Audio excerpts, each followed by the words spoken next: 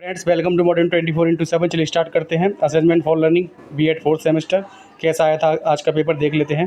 तो 100 क्वेश्चन थे जिसमें से आपको 75 प्रश्न करने होते हैं। ठीक है, वह परीक्षण जिसको बार बार प्रशासित करने पर समान परिणाम आता है कहलाता है।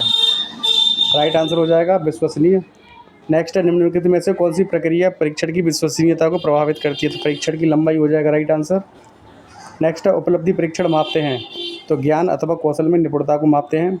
उपलब्धि परीक्षण का प्रयोग होता है तो इसका देखिए ए और बी दोनों राइट आंसर हो जाएंगे। मैं केवल आंसर बताऊंगा क्योंकि क्वेश्चन 100 बहुत होते हैं। निम्नलिखित में से कौन सी विशेषता अच्छे परीक्षण की नहीं है। तो इसका राइट आंसर हो जाएगा कठिनाई। उत्तम आकलन पद्धति एक ऐसा यंत्र है, कैसा यंत्र है। तो 6 का राइट आंसर हो जाएगा आपका आवश्यक रूप से प्रयोजनपूर्ण एवं मानकीकृत। उत्तम आकलन पद्धति की विशेषताएं हैं तो उपरोक्त सभी हो जाएंगी राइट आंसर। नेक्स्ट है, एक उपलब्धि परीक्षण यह ज्ञात करने के लिए प्रयोग किया जाता है कि व्यक्ति ने क्या और कितना सीखा तथा वह कोई कार्य कितनी भली भांति कर सकता है। यह किसने कहा है। तो ईवेल हो जाएंगे राइट आंसर। नेक्स्ट है, परीक्षण मानकीकरण प्रक्रिया के पहलू हैं तो उपरोक्त सभी हो जाएंगे राइट आंसर। नेक्स्ट है, परीक्षण मानकों को निर्धारित किया जाता है तो आय आधार विधि द्वारा। एक मानकीकृत परीक्षण में निश्चित होता है तो उपरोक्त सभी हो जाएंगे राइट आंसर। यदि एक परीक्षण विश्वसनीय है तो वह वैधता को शामिल किए होता है। परीक्षण वैधता का घनिष्ठ संबंध है परीक्षण निर्माण के उद्देश्यों से। पुनर्परीक्षण विधि ज्ञात करने की विधि है विश्वसनीयता गुणांक। वैधता गुणांक ज्ञात करने की विधियां हैं तो उपरोक्त सभी हो जाएंगे राइट आंसर। अशाब्दिक बुद्धि परीक्षणों को विभाजित किया जाता है निष्पादन परीक्षण के रूप में। विषय वस्तु एवं भाषा के आधार पर बुद्धि परीक्षण को मुख्य रूप से श्रेणियों में विभक्त करते हैं तो शाब्दिक अशाब्दिक दोनों आप हो जाएंगे राइट आंसर। शाब्दिक परीक्षण कहते हैं जिन परीक्षणों में भाषा का प्रयोग किया जाता है। वैधता के प्रकार में सम्मिलित हैं तो उपरोक्त सभी हो जाएंगे राइट आंसर। वैधता वह सीमा है जिस सीमा तक परीक्षण वही मापता है जिसके लिए इसका निर्माण किया गया है। यह कथन किसका है। तो क्रॉनबेक हो जाएंगे राइट आंसर। 21 है, विश्वसनीयता गुणांक होता है सदैव धनात्मक होता है। यदि एक परीक्षण वैध है तो वह विश्वसनीय भी होगा। निम्न में से कौन सा परीक्षण बुद्धि के आकलन से संबंधित है। तो बाकर मेहंदी परीक्षण हो जाएगा राइट आंसर। बाकी थैमेटिक एपरसेप्शन टेस्ट जो होता है ये व्यक्तित्व परीक्षण है। ठीक है, बुद्धि परीक्षण के अंतर्गत बाकर मेहंदी परीक्षण ही आता है। नेक्स्ट है, निम्न में से कौन सा सामूहिक अशाब्दिक बुद्धि परीक्षण नहीं है। तो राइट आंसर हो जाएगा आर्मी अल्फा टेस्ट।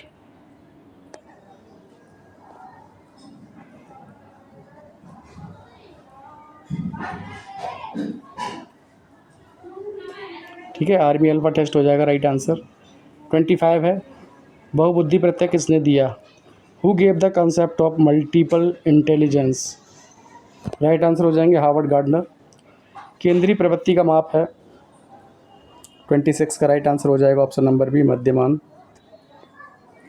27 है, अव्यवस्थित आंकड़ों में वह प्राप्तांक जो सबसे अधिक बार घटित होता है उसे कहते हैं। 27 का राइट आंसर हो जाएगा ऑप्शन नंबर सी बहुलक। केंद्रवर्ती मान वह प्राप्तांक है 28 का राइट आंसर हो जाएगा देखिए जिसके दोनों ओर विचलन असमान होता है। अब देखिए बी में भी दिया है जिसके दोनों ओर विचलन असमान रहता है। ठीक है, चाहे आपने ए किया हो चाहे आपने बी किया हो दोनों में से दोनों ही सही है। ठीक है, ए बी दोनों ही सही है। प्रमाणिक विचलन को प्रदर्शित करते हैं तो सिग्मा के द्वारा करते हैं। प्रमाणिक विचलन में विचलन को सदैव निकाला जाता है। 30 का राइट आंसर हो जाएगा आपका समांतर माध्य से। जेड प्राप्तांक के विन्यास का मध्यमान एम सदैव होता है। 31 का राइट आंसर हो जाएगा आपका ऑप्शन नंबर ए 0।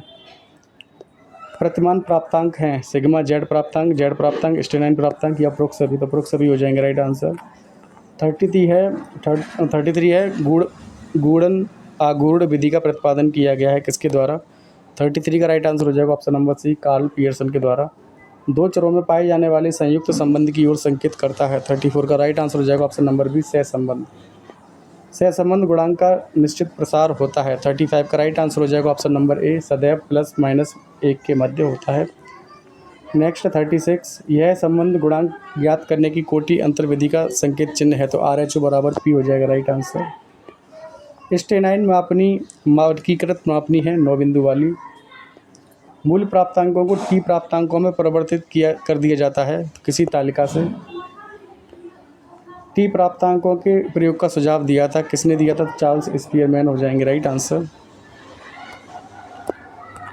40 है, निम्नलिखित में से कौन केंद्रीय प्रवृत्ति सर्वाधिक स्थायित्व रखता है?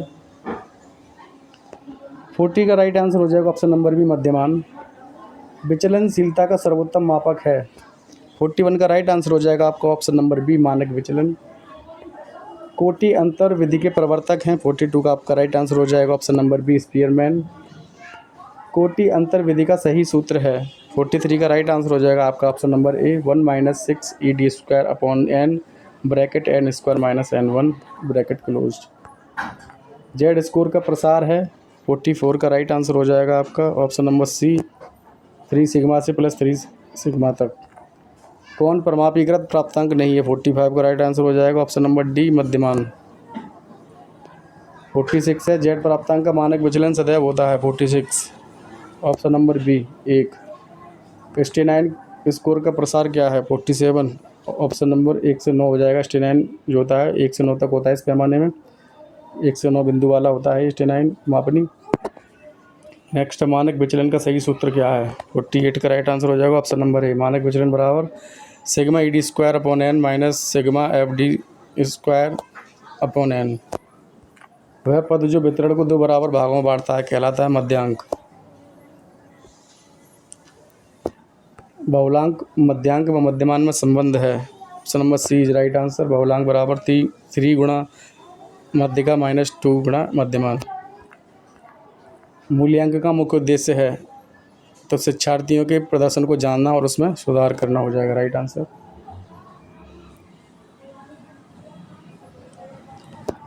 आकलन एक भाग है। 52 का राइट आंसर हो जाएगा, मूल्यांकन का भाग है।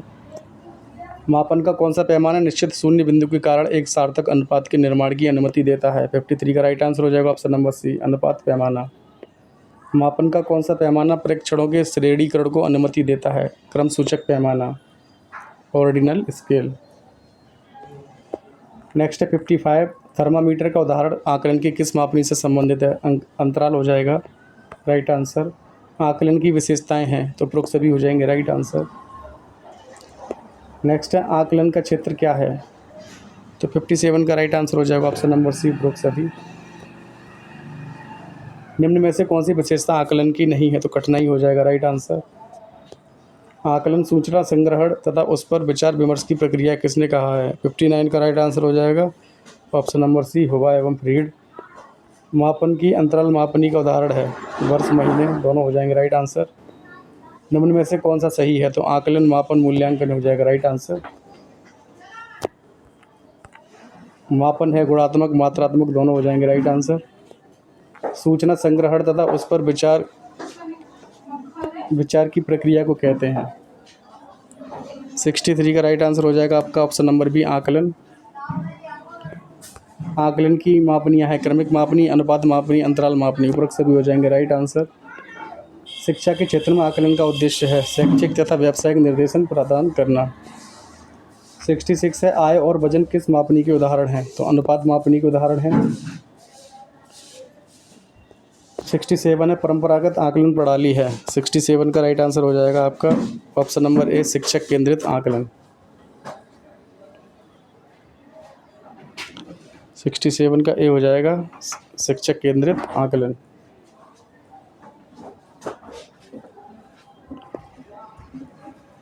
सहकर्मी आकलन है। 68 का राइट आंसर हो जाएगा ऑप्शन नंबर ए, अपने सहपाठियों के कौशलों का आकलन। 69 आंकड़ों के संकलन एवं विश्लेषण की क्रमबद्ध प्रक्रिया जिससे निर्णय लिए जाते हैं कहलाता है मूल्यांकन। क्वेश्चन नंबर 70, मापन का सबसे ऊंचा स्तर कौन सा है? राइट आंसर हो जाएगा अनुपात स्तर। मापन का सबसे ऊंचा स्तर होता है अनुपात स्तर। किस मापनी में वास्तविक शून्य बिंदु होता है? तो अनुपात मापनी में वास्तविक शून्य बिंदु होता है। नेक्स्ट, मूल्यांकन के लिए आंकड़े संकलित किए जाते हैं। 72 का राइट आंसर हो जाएगा ऑप्शन नंबर डी, उपरोक्त सभी के द्वारा। 73 है, आकलन एक प्रक्रिया है लोगों से सूचना संकलित करने की।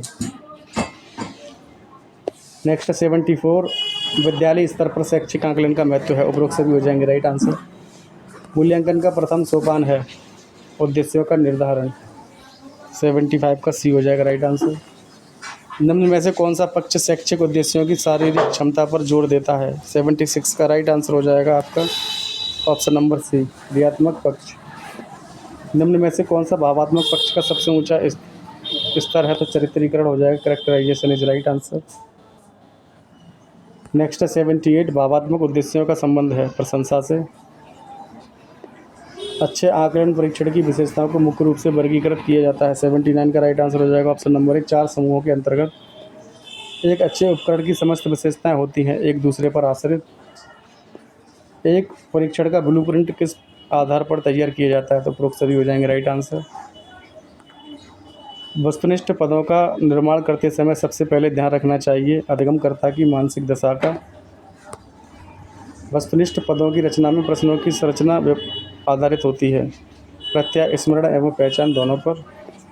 निम्न में से कौन सा प्रत्यय स्मरण प्रकार के परीक्षण पद का उदाहरण है, तो उपरोक्त सभी हो जाएंगे राइट आंसर। ब्लूप्रिंट को कहा जाता है त्रिदशा सूचक। नेक्स्ट 86, ब्लूप्रिंट एक ऐसा चार्ट होता है जिसमें शामिल होते हैं उद्देश्य, विषय वस्तु, प्रश्न प्रकार, उपरोक्त सभी हो जाएंगे राइट आंसर। क्रियात्मक पक्ष का विकास किया गया सिम्पसन के द्वारा, 87 का राइट आंसर हो जाएगा ऑप्शन नंबर बी। 88 है टैक्सोनॉमी ऑफ ऑब्जेक्टिव्स पुस्तक के लेखक कौन है, तो BS ब्लूम हो जाएंगे राइट आंसर। निम्न में से कौन एक अच्छे परीक्षण की विशेषता है, तो उपरोक्त सभी, वैधता, विश्वसनीयता, वस्तुनिष्ठता। 90 है संज्ञानात्मक क्षेत्र का सर्वोच्च स्तर का उद्देश्य कौन सा है, तो ज्ञान हो जाएगा राइट आंसर। सॉरी, ये मूल्यांकन होता है सबसे ऊपर, ठीक है, सर्वोच्च स्तर होता है मूल्यांकन, एवेल्युएशन। नेक्स्ट है शैक्षिक उद्देश्यों में कितने क्षेत्र आते हैं, तो 3 हो जाएंगे, ठीक है। रुचि का उद्देश्य किस पक्ष से संबंधित है, तो 92 का आपका राइट आंसर हो जाएगा ऑप्शन नंबर सी, भावात्मक पक्ष। कौन सा उद्देश्य संज्ञानात्मक पक्ष से संबंधित नहीं है, तो राइट आंसर हो जाएगा अनुमूल्यन। नेक्स्ट है सामग्री के अर्थ को समझना मूल रूप से कहलाता है बोध। निम्न में कौन सा पक्ष प्रशंसा से संबंधित है, राइट आंसर हो जाएगा भावात्मक पक्ष। प्रश्न का पद विश्लेषण किया जाता है अच्छे परीक्षण पदों के चयन हेतु और कमजोर पदों को अस्वीकार करने हेतु, ऑप्शन नंबर सी हो जाएगा राइट आंसर 96 का। वस्तुनिष्ठ पदों से आशा है प्रश्नों के छोटे छोटे एकांश, 98 है व्यावहारिक उद्देश्यों के लिए भावात्मक पक्ष का विकास किया गया किसके द्वारा, तो कृतवाल के द्वारा। निम्न में से कौन सा पक्ष शैक्षिक उद्देश्यों की मानसिक क्षमता से संबंधित है, राइट आंसर हो जाएगा आपका ऑप्शन नंबर ए, ज्ञानात्मक पक्ष। ब्लूम की पाठ्य योजना आधारित है, उपरोक्त सभी हो जाएंगे राइट आंसर। चैनल को सब्सक्राइब कर लीजिएगा, बेल आइकन को प्रेस कर लीजिए, इससे आने वाले पेपर्स के एनालिसिस भी आपको समय पर मिलते रहें। थैंक्स फॉर वॉचिंग, मिलते हैं नेक्स्ट वीडियो।